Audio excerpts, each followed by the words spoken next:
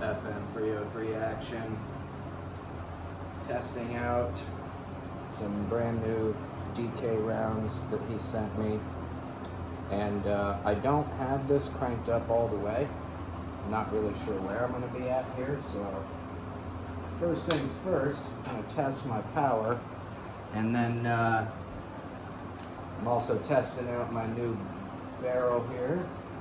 And I've got a bad guy splatter target, so I have not zeroed in my laser in forever, so let's go for a center mass shot here.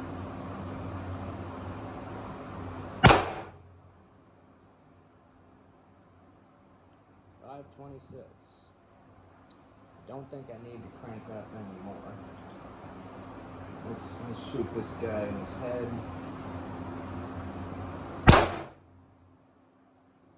.524. And I'd like to point out for the record, I'm having no trigger issues. It's coming right back out. Let's do a couple more here, and then we'll mag dump a little. 510.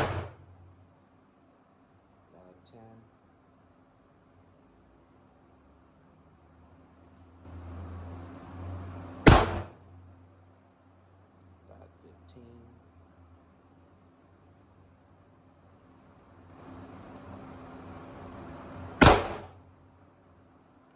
508.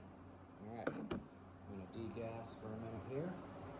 I'm going to go outside, and I'm going to ask my neighbor how loud that is. I remember a time where I used to think that the FN303 wasn't loud enough. Now it's not as loud as the BKS, but it's not that far from it.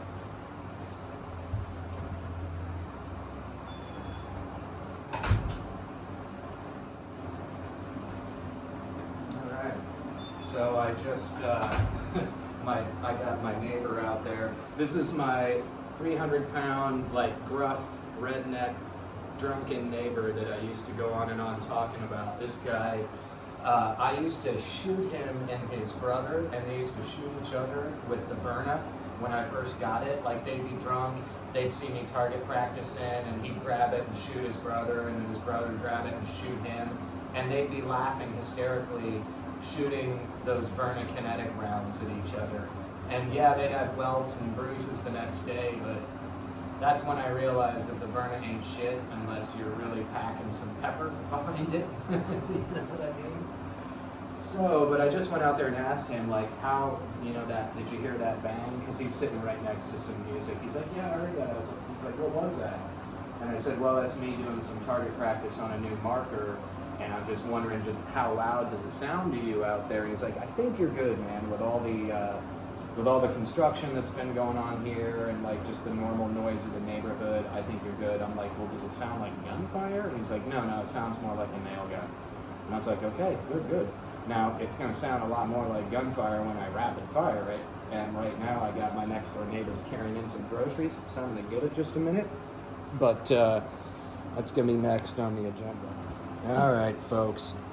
So the neighbors that are right out there, they're just taking too long, and I don't have any more time to waste because my phone is almost dead, and I want to pop off a few more of these.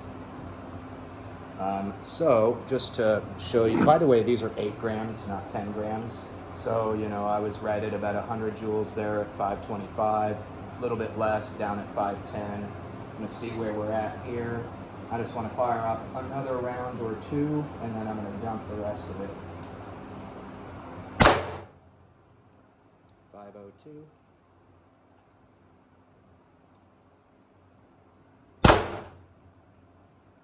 496. So we're still hovering right around 500.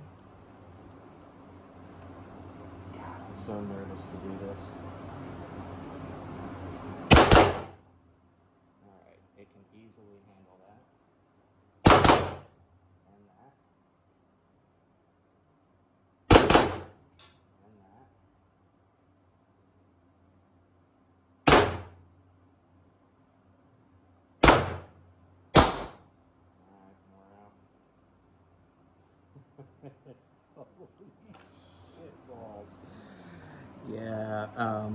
I am a big fan of the new DK ammo, so I've been doing a lot of back and forth with DK about his new ammo. And up here, I know you can see this. Sorry about the fan, by the way. I'm sure that's, I had that going on. It's just a little hot in here. So I've been doing quite a bit of back and forth with DK about his ammo, the new round that he's been making, which I know other people have posted pictures of it. It is gorgeous ammo. It is so badass. And whoever claims that it's a carbon copy ripoff of any other kind of ammo has no fucking clue what they're talking about. It's unique. It's like a perfect mix between a First Strike and a Z-Ram, basically. It's really, really awesome.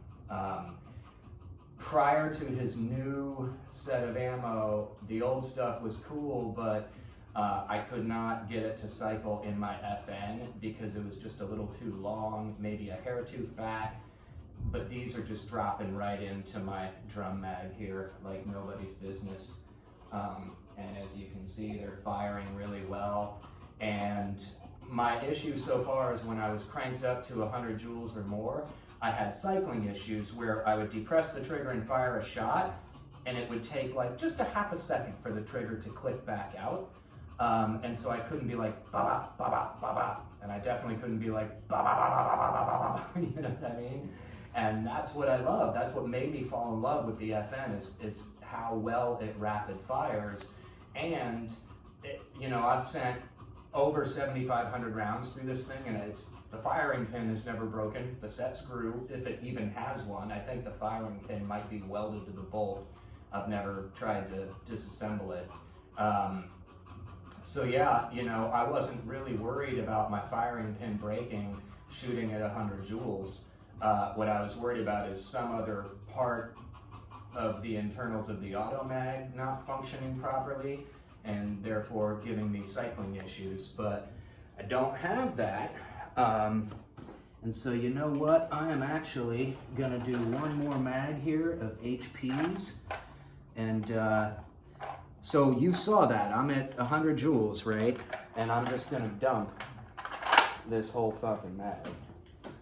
And we'll see what we got here.